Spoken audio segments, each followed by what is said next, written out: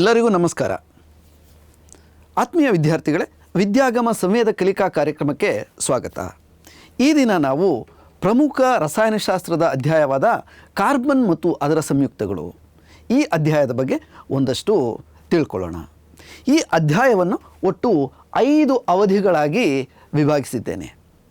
ಅವಧಿ 1ರಲ್ಲಿ ಕಲಿಯಲಿರುವಂಥ ಪರಿಕಲ್ಪನೆಗಳು ಅಂತಂದರೆ ಕಾರ್ಬನ್ನ ಮಹತ್ವ, ಕಾರ್ಬನ್ನಲ್ಲಿ ಸಹವೇಲೆನ್ಸಿಯ ಬಂಧ, ಹಾಗೆಯೇ ಕಾರ್ಬನ್ ಸಂಯುಕ್ತಗಳ ಗುಣಗಳ ಅಧ್ಯಯನ, ಹಾಗೆಯೇ ಕೆಲವು ಅಣುಗಳ ಚುಕ್ಕೆ ಸೂತ್ರಗಳು, ಇವಿಷ್ಟನ್ನು ಈ ತರಗತಿಯಲ್ಲಿ ಕಲಿಯಲಿದ್ದೀರಿ. ಹಾಗಾದರೆ ತಡ ಯಾಕೆ, ಇವತ್ತಿನ ತರಗತಿಯನ್ನು ಪ್ರಾರಂಭ ಮಾಡೋಣ. ಅದೇನೇ 1ನೇ ಅವಧಿ ಪುಟ ಸಂಖ್ಯೆ 1ರಿಂದ 6ರವರೆಗೆ ನೀವು ಇವತ್ತಿನ ದಿನ ಕಲಿಯಲಿದ್ದೀರಿ. ವಿದ್ಯಾರ್ಥಿಗಳೇ, ನೀವು ಪಠ್ಯಪುಸ್ತಕ ಲೇಖನ ಸಾಮಗ್ರಿಗಳೊಂದಿಗೆ ತರಗತಿಗೆ ಸಿದ್ಧರಾಗಿದ್ದೀರಿ ಅಂತ ಅಂದ್ಕೊಳ್ತೇನೆ. ಯಾಕೆಂದರೆ ಅನೇಕ ಚಟುವಟಿಕೆಗಳು, ಬರೆಯುವಂತಹ ಚಟುವಟಿಕೆಗಳಿವೆ. ನನ್ನ ಜೊತೆ ಕೆಲವೊಂದು ಸಾರಿ ನೀವು ಕೂಡ ಭಾಗಿಯಾಗಬೇಕಾಗುತ್ತೆ. ಹಾಗಾದರೆ ಸಿದ್ಧರಿದ್ದೀರಲ್ವ? ಮೊದಲನೇದಾಗಿ ಇವತ್ತಿನ ತರಗತಿಯನ್ನು ಒಂದು ಚಟುವಟಿಕೆಯೊಂದಿಗೆ ಪ್ರಾರಂಭ ಮಾಡೋಣ.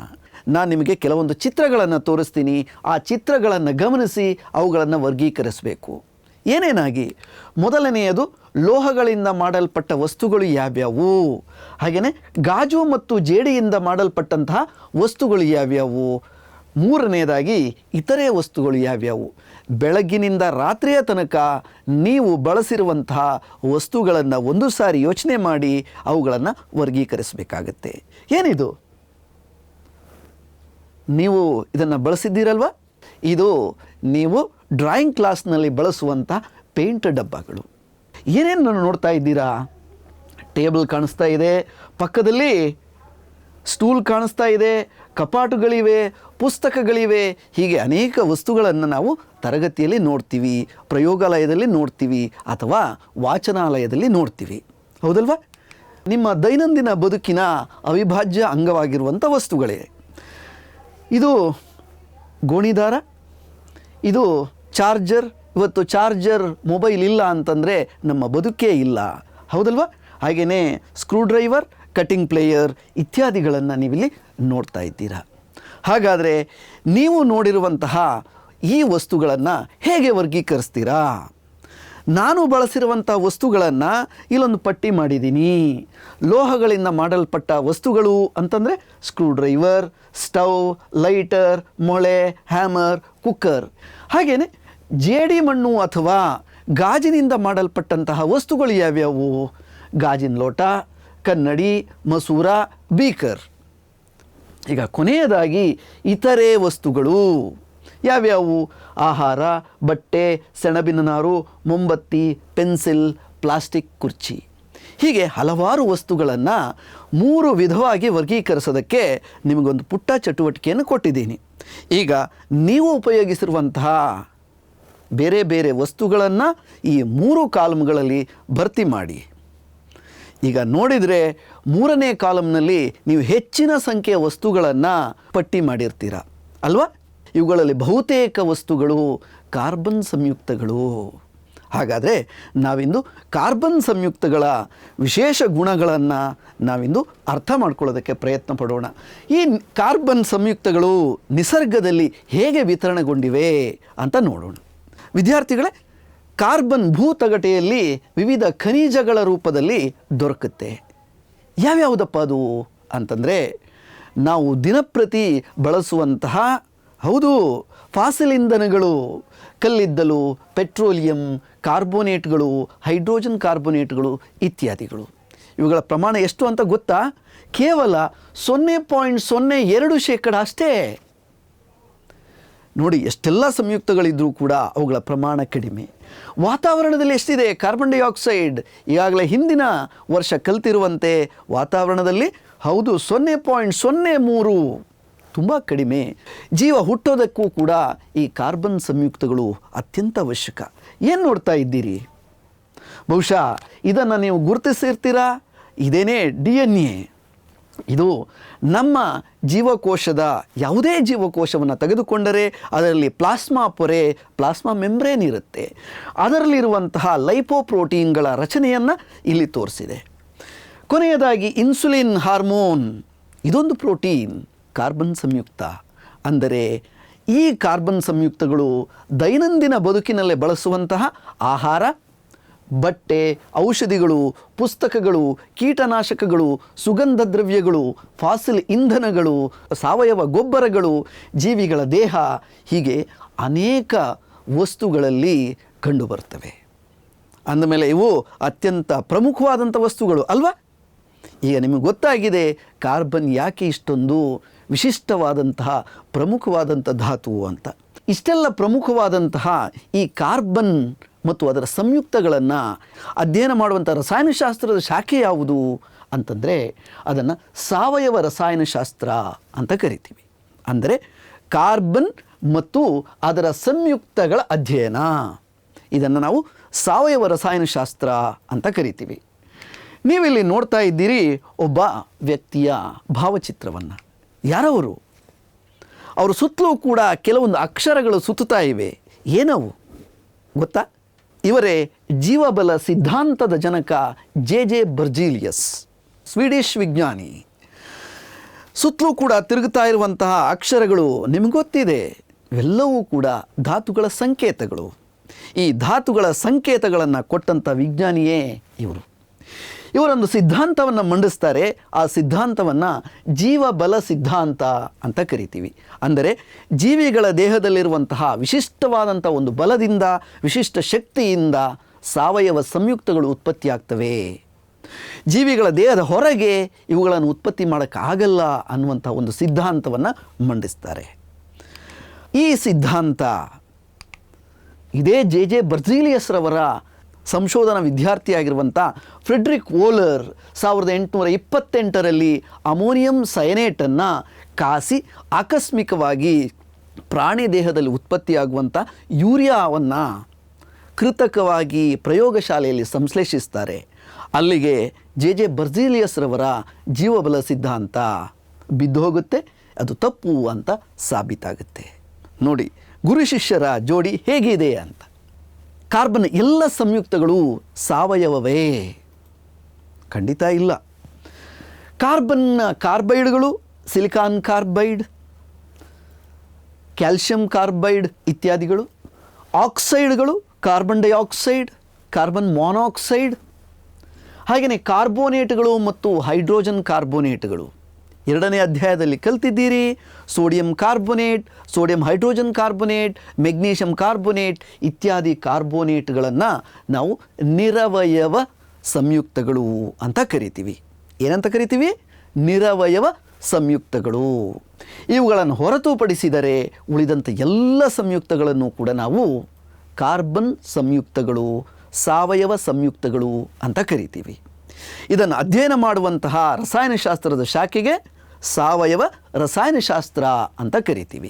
ಇಂಗ್ಲೀಷ್ನಲ್ಲಿ ಇದನ್ನು ಆರ್ಗ್ಯಾನಿಕ್ ಕೆಮಿಸ್ಟ್ರಿ ಅಂತ ಕರಿತೀವಿ. ಏನು ನೋಡ್ತಾ ಇದ್ದೀರಾ? ಹೌದು, ಇದು ಕಾರ್ಬನ್ನ ಪರಮಾಣು ರಚನೆ. ಏನೇನು ಕಾಣಿಸ್ತಾ ಇದೆ?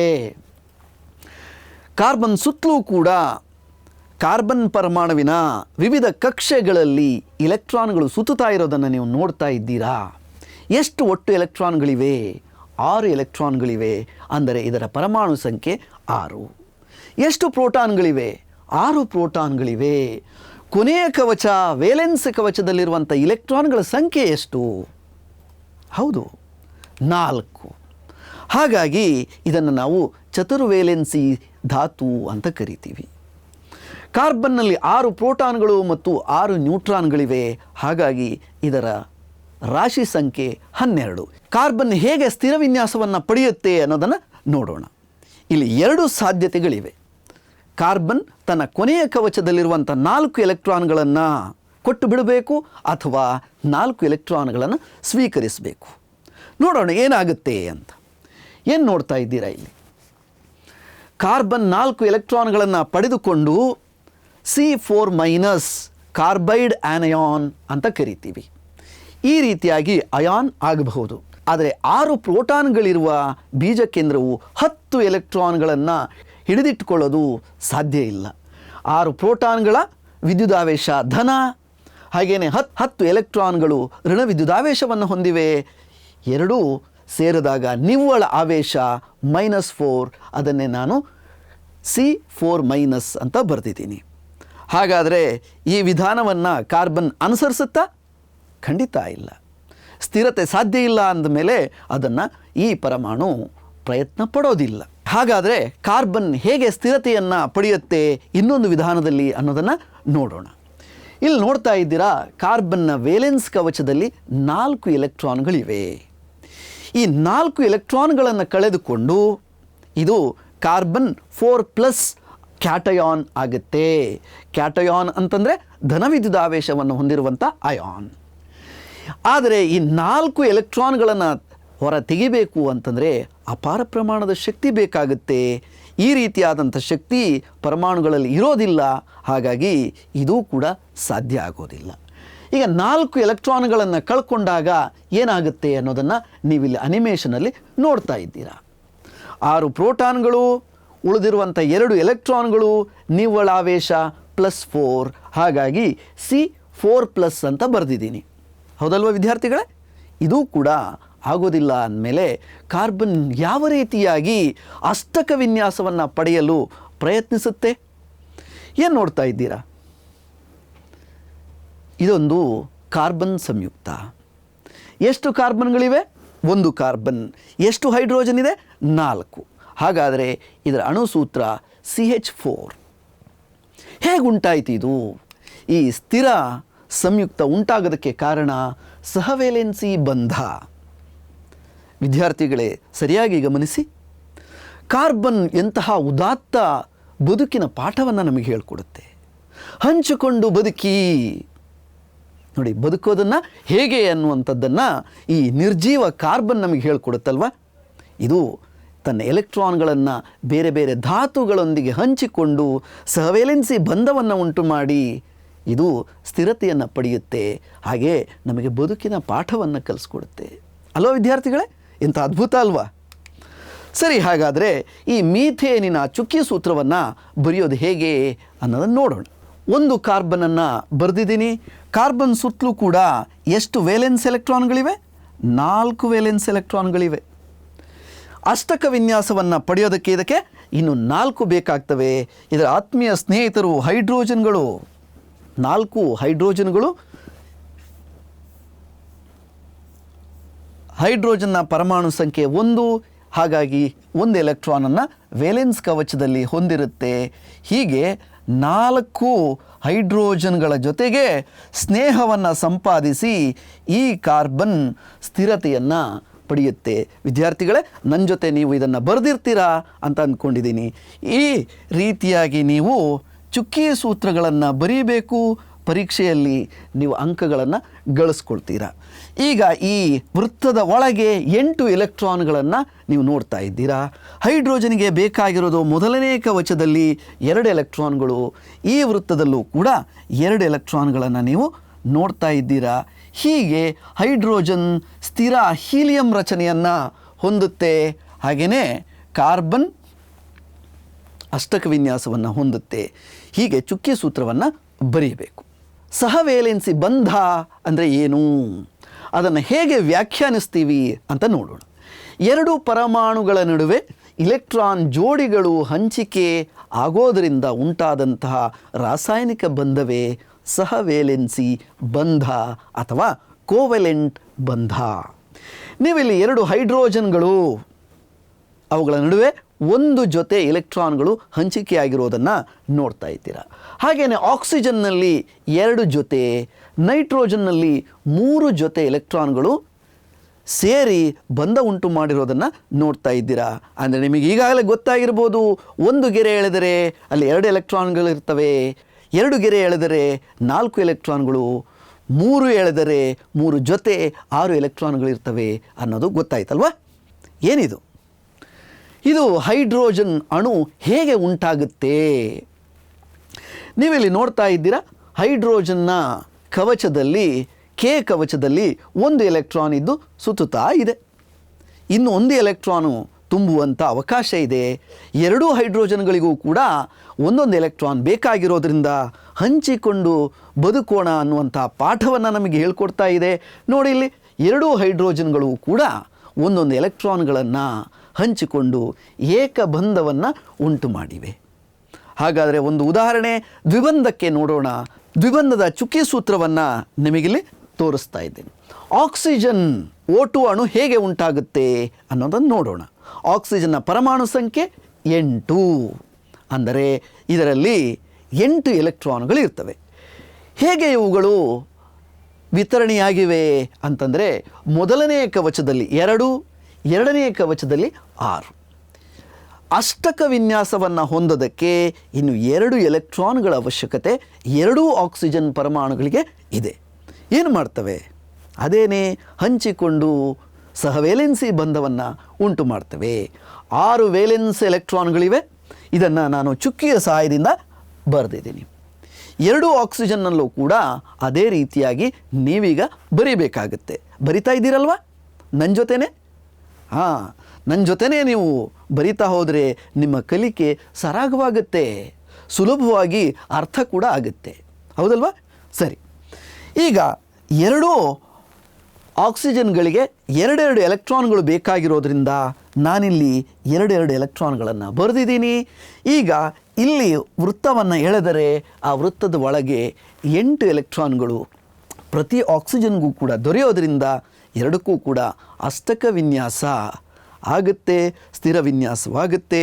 ಹೀಗೆ ಆಕ್ಸಿಜನ್ ಅಣು ಉಂಟಾಗುತ್ತೆ. ಇದನ್ನೇ O ದ್ವಿಬಂಧ O ಅಂತ ಬರೀತೀವಿ. ಹೌದಲ್ವಾ? ಇದನ್ನು ನಾವು ಚುಕ್ಕಿ ಸೂತ್ರ, ಇಲೆಕ್ಟ್ರಾನ್ಗಳನ್ನು ಚುಕ್ಕಿಯ ರೂಪದಲ್ಲಿ ಬರೆದು ಅಣುರಚನೆಯನ್ನು ಬರೀತೀವಿ. ಗೊತ್ತಾಯ್ತಲ್ಲ ಮಕ್ಕಳೇ? ಹಾಗಾದರೆ ಈಗ ಒಂದು ತ್ರಿಬಂಧವನ್ನು ನೋಡೋಣ. ಹಾಂ, ನೈಟ್ರೋಜನ್ ಅಣು N2 ಉಂಟಾಗೋದು ಹೇಗೆ? ನೈಟ್ರೋಜನ್ ಪರಮಾಣು ಸಂಖ್ಯೆ 7.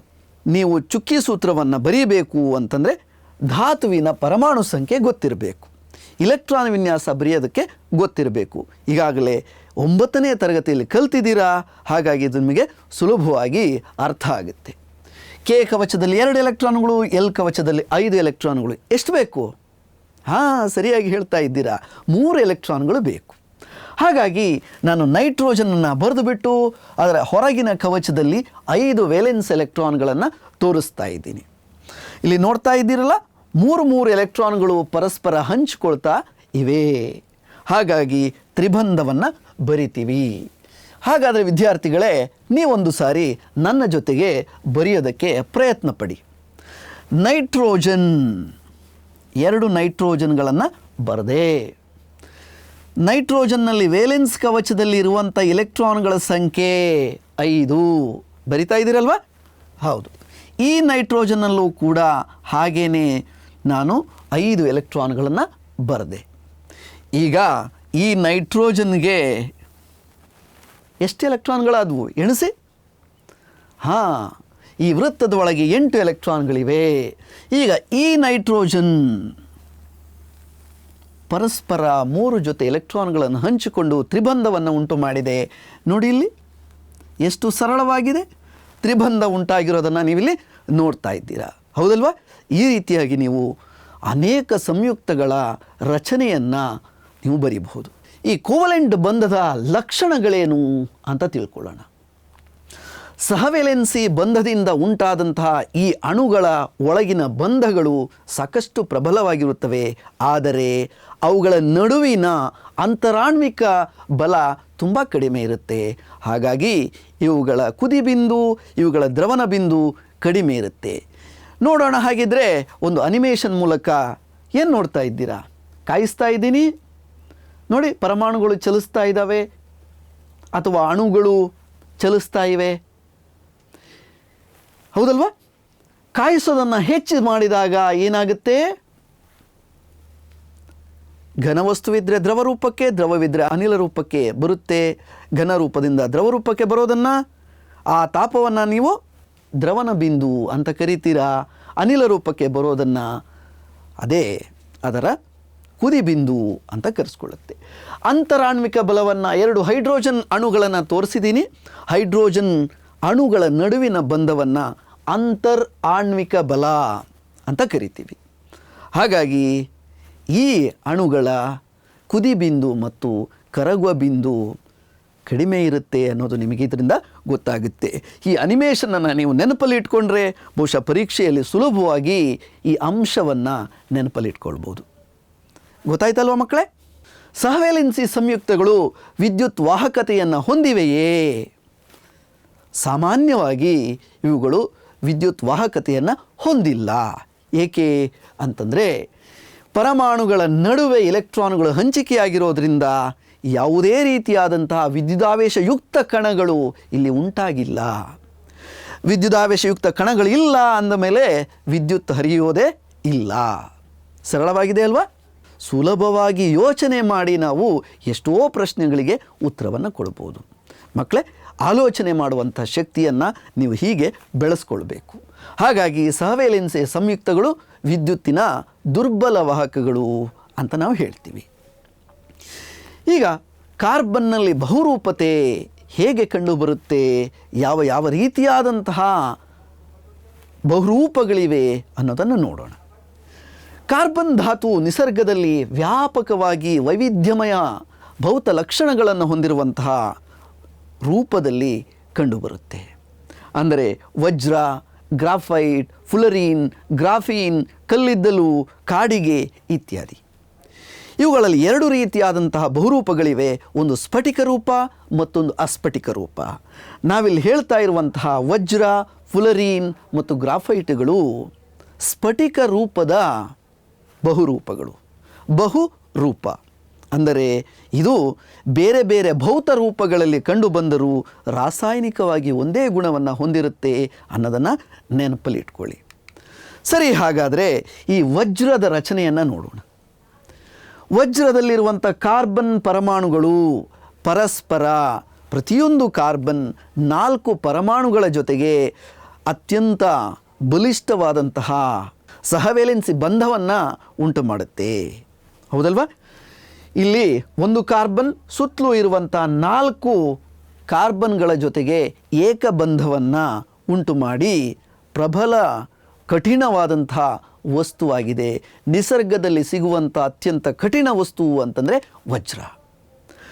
ಹಾಗಾದರೆ ಇಲ್ಲಿ ಕಾರ್ಬನ್ ಪರಮಾಣುಗಳ ಜೋಡಣೆಯಲ್ಲಿ ವ್ಯತ್ಯಾಸವಾದರೆ ಅವುಗಳ ಭೌತ ಗುಣಗಳಲ್ಲೂ ಕೂಡ ವ್ಯತ್ಯಾಸವನ್ನು ಕಾಣ್ತೀವಿ. ಇದಕ್ಕೆ ನಾವು ಹೋಲಿಕೆಯಾಗಿ ವಜ್ರ ಮತ್ತು ಗ್ರಾಫೈಟಿನ ರಚನೆಯನ್ನು ನೋಡಬಹುದು. ವಜ್ರದಲ್ಲಿ ಪ್ರತಿ ಕಾರ್ಬನ್ ಪರಮಾಣುವು ಕೂಡ 4 ಇತರ ಕಾರ್ಬನ್ ಪರಮಾಣುಗಳೊಂದಿಗೆ ಬಂಧವನ್ನು ಉಂಟು ಮಾಡಿ ಕಠಿಣವಾದಂತಹ 3 ಆಯಾಮದ ರಚನೆಯನ್ನು ನೀವಿಲ್ಲಿ ನೋಡ್ತಾ ಇರುವಂತೆ ಮಾಡ್ತಾ ಇದೆ. ನೋಡಿ, ಗ್ರಾಫೈಟಿನ ರಚನೆಯಲ್ಲಿ ಪದರಗಳನ್ನು ನೋಡ್ತಾ ಇದ್ದೀರಾ. ಒಂದು ಕಾರ್ಬನ್ 3 ಇತರ ಕಾರ್ಬನ್ಗಳ ಜೊತೆಗೆ ಸಹವೇಲೆನ್ಸಿ ಬಂಧವನ್ನು ಉಂಟು ಮಾಡಿದೆ. ವಜ್ರದಲ್ಲಿ 4, ಇಲ್ಲಿ 3. ಅಂದರೆ ಇಲ್ಲಿ ಈ ಷಡ್ಭುಜಾಕೃತಿಯ ರಚನೆಯಲ್ಲಿ ಒಂದು ದ್ವಿಬಂಧ ಇರುತ್ತೆ ಅನ್ನೋದನ್ನು ಗಮನಿಸಿ. ಇಲ್ಲಿ ಪದರಗಳ ನಡುವೆ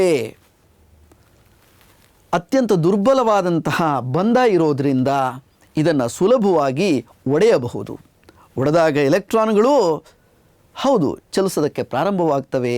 ಹಾಗಾಗಿ ಗ್ರಾಫೈಟ್ ಅತ್ಯುತ್ತಮವಾದಂತಹ ವಿದ್ಯುತ್ ವಾಹಕ ಕೂಡ ಆಗಿದೆ. ಈ ಪದರಗಳು ಒಂದರ ಮೇಲೊಂದು ಜಾರೋದ್ರಿಂದ ಗ್ರಾಫೈಟ್ ಅತ್ಯಂತ ಮೃದುವಾದಂತಹ ಒಂದು ವಸ್ತುವಾಗಿದೆ.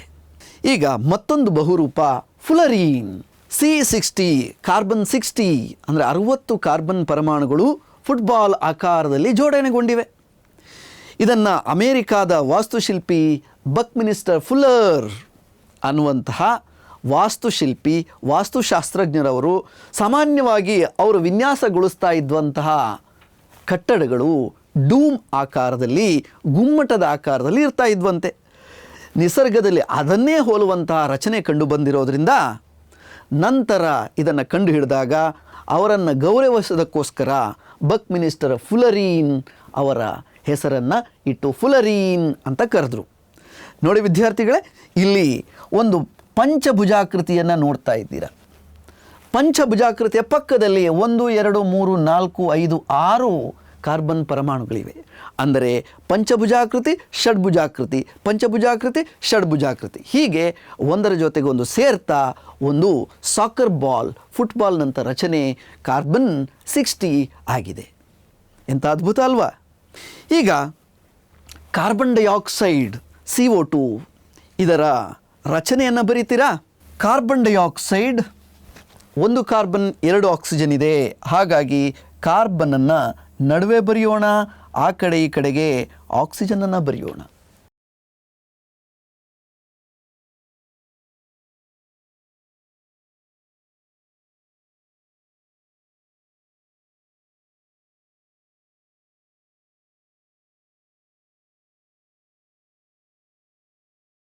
ಸಲ್ಫರ್ನ ರಚನೆಯನ್ನು ಬರೀರಿ. ಸರಿ, ಸುಳಿವು. ಸಲ್ಫರ್ 8 ಪರಮಾಣುಗಳನ್ನು ಒಳಗೊಂಡಂತಹ ಅಣು, S8 ಬರಿತೀರಾ?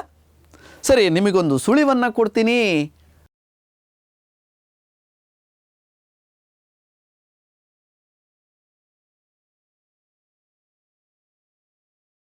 ಹೀಗೆ ನಾವು ಚುಕ್ಕೆ ಸೂತ್ರದ ಸಹಾಯದಿಂದ ಇವುಗಳ ರಚನೆಯನ್ನು ಅರ್ಥ ಮಾಡಿಕೊಳ್ಳಬಹುದು.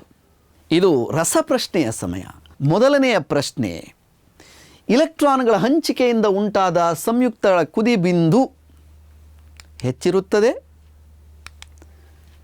ಕಡಿಮೆ ಇರುತ್ತದೆ, ಹಾಗೆಯೇ ಹೆಚ್ಚು ಅಥವಾ ಕಡಿಮೆ ಇರಬಹುದು. 4ನೇ ಆಯ್ಕೆ ಮೇಲಿನ ಎಲ್ಲವೂ. ಏನು ಉತ್ತರ? ಉತ್ತರ ಕಡಿಮೆ ಇರುತ್ತೆ ಅನ್ನೋದನ್ನು ಒಂದು ಅನಿಮೇಷನ್ ಸಹಾಯದಿಂದ ತೋರಿಸಿದೆ. ಎ ಎಂಬ ಧಾತುವಿನ ಪರಮಾಣು ಸಂಖ್ಯೆ 7 ಅಷ್ಟಕ ವಿನ್ಯಾಸ ಹೊಂದಲು ತನ್ನದೇ ಪರಮಾಣುಗಳೊಂದಿಗೆ ಹಂಚಿಕೊಳ್ಳುವಂತಹ ಇಲೆಕ್ಟ್ರಾನ್ಗಳ ಸಂಖ್ಯೆ ಎಷ್ಟು? ನಿಮ್ಮ ಆಯ್ಕೆಗಳು 1, 2, 3 ಮತ್ತು 4. ಉತ್ತರ 3. ಕಾರ್ಬನ್ನ ವೇಲೆನ್ಸಿ ಸರಳ. 1, 2, 3, 4. 4 ಅನ್ನೋದು ಸರಿಯಾದ ಉತ್ತರ. ಕೊನೆಯ ಪ್ರಶ್ನೆ, ರಸಪ್ರಶ್ನೆಯಲ್ಲಿ ಇವುಗಳಲ್ಲಿ ಕಾರ್ಬನ್ ಸಂಯುಕ್ತ ಯಾವುದು? 1ನೇದು ಬೋರಾಕ್ಸ್ ಗಾಜು, 2ನೇದು ಸಲ್ಫರ್ ಅಣು, 3ನೇದು ಅಮೋನಿಯಾ, 4ನೇದು ಮೀಥೇನ್. ಯಾವುದು ಉತ್ತರ? ರಚನೆಯನ್ನು ಬರೆದ್ರಲ್ವಾ? ಹೌದು, ನೋಡೋಣವಾ? ಸರಿ, ಮೀಥೇನ್ ಅನ್ನೋದು ಸರಿಯಾದ ಉತ್ತರ. ಈಗ ಗೃಹ ಕಾರ್ಯದ ಸಮಯ. ಕೆಲವೊಂದು ಪ್ರಶ್ನೆಗಳನ್ನು ಕೊಡ್ತೀನಿ. ಸಾವಯವ ರಸಾಯನಶಾಸ್ತ್ರ ಎಂದರೇನು? ಕಾರ್ಬನ್ ಸಂಯುಕ್ತಗಳಲ್ಲಿ ಯಾವ ಬಗೆಯ ರಾಸಾಯನಿಕ ಬಂಧ ಕಂಡುಬರುತ್ತೆ, ಏಕೆ? ಹಾಗೆಯೇ 3ನೆಯ ಪ್ರಶ್ನೆ, ಕಾರ್ಬನ್ ಸ್ಥಿರ ಹೀಲಿಯಂ ವಿನ್ಯಾಸವನ್ನು ಹೊಂದುವುದಿಲ್ಲ, ಏಕೆ? ಇವೆಲ್ಲವನ್ನೂ ಕೂಡ ಅನಿಮೇಷನ್ ಸಹಾಯದಿಂದ ನಿಮಗೆ ತಿಳಿಸ್ಕೊಟ್ಟಿದ್ದೀನಿ. ಸುಲಭವಾದಂಥ ಪ್ರಶ್ನೆ. ಇನ್ನೂ 3 ಪ್ರಶ್ನೆಗಳಿವೆ. 4ನೆಯ ಪ್ರಶ್ನೆ, ಸಹವೆಲೆನ್ಸಿಯ ಸಂಯುಕ್ತಗಳು ಸಾಮಾನ್ಯವಾಗಿ ವಿದ್ಯುತ್ತಿನ ದುರ್ಬಲ ವಾಹಕಗಳಾಗಿವೆ, ಏಕೆ? ವಿವರಿಸಿ. ಗೊತ್ತಾಯ್ತಲ್ವಾ? ಮುಂದಿನ ಪ್ರಶ್ನೆ, ವಜ್ರ ಗ್ರಾಫೈಟ್ಗಳು ಒಂದೇ ಗುಣವನ್ನು ಹೊಂದಿವೆ ಎಂದು ಒಬ್ಬ ವಿದ್ಯಾರ್ಥಿ ವಾದಿಸುತ್ತಾನೆ. ನೀವು ಹೇಗೆ ಆತನನ್ನು ಸಮರ್ಥಿಸುವಿರಿ? ಹೌದಾ? ವಜ್ರ ಮತ್ತು ಗ್ರಾಫೈಟ್ಗಳು ಯಾವ ರೀತಿಯ ಗುಣವನ್ನು ಒಂದೇ ರೀತಿಯಾಗಿ ಪ್ರದರ್ಶಿಸುತ್ತವೆ ಅನ್ನೋದನ್ನು ನೀವು ಹೇಳಬೇಕು. ಬಹುಶಃ ಯೋಚನೆ ಮಾಡ್ತಾ ಇದ್ದೀರಾ? ಸರಿಯಾದಂಥ ಉತ್ತರ ಹೊಳೆದಿದೆ ಅಂತ ಅಂದ್ಕೊಳ್ತೀನಿ. ಕೊನೆಯದಾಗಿ ಬಹುರೂಪತೆ ಎಂದರೇನು? ಈ ಪ್ರಶ್ನೆಗಳಿಗೆ ಉತ್ತರಿಸಿ ನಿಮ್ಮ ಶಿಕ್ಷಕರಿಗೆ ಕಳಿಸ್ಕೊಡಿ. ಬಹುಶಃ ನಿಮ್ಮೆಲ್ಲರಿಗೂ ಕೂಡ ಈ ತರಗತಿ ಇಷ್ಟ ಆಗಿದೆ. ತುಂಬ ಸುಲಭವಾಗಿ ಅನೇಕ ಪರಿಕಲ್ಪನೆಗಳನ್ನು ಅರ್ಥ ಮಾಡ್ಕೊಂಡಿದ್ದೀರಾ ಅಂತ ಭಾವಿಸ್ತೀನಿ. ಹಾಗೆ ಮುಂದಿನ ತರಗತಿಯಲ್ಲಿ ಮತ್ತೆ ಭೇಟಿಯಾಗೋಣ. ನಿಮ್ಮೆಲ್ಲರಿಗೂ ಕೂಡ ಧನ್ಯವಾದಗಳು.